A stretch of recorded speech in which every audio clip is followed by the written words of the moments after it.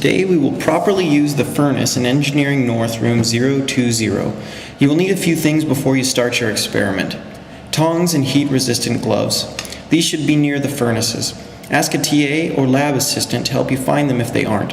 Never work at the furnaces without both of these. Safety glasses. You should always wear safety glasses in any lab. They are available in a box in the corner near room B20A. You'll also need your test sample or material to be heated. Consult your experiment or TA for the type of test sample you need. If performing a Gemini test, you will need a test sample with a lip around the top edge. And finally, plan ahead. A furnace can take up to an hour to heat up, and heat treating a material can take a while, so schedule enough time for this when planning your experiment. To start, throw the main breaker switch on the wall to the left of the furnaces. This will put all three furnaces in standby and also activates the furnace fans.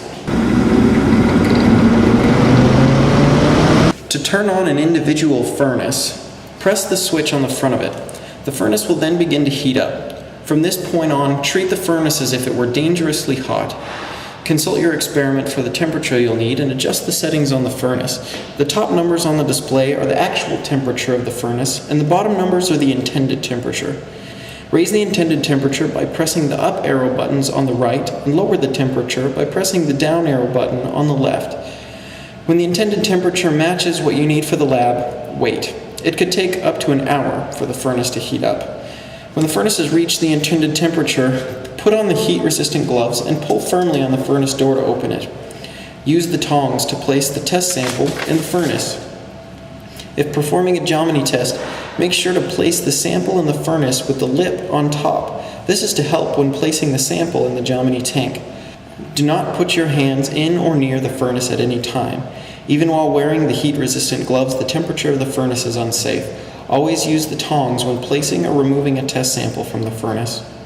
Allow the test sample to heat treat in the furnace for the specified amount of time.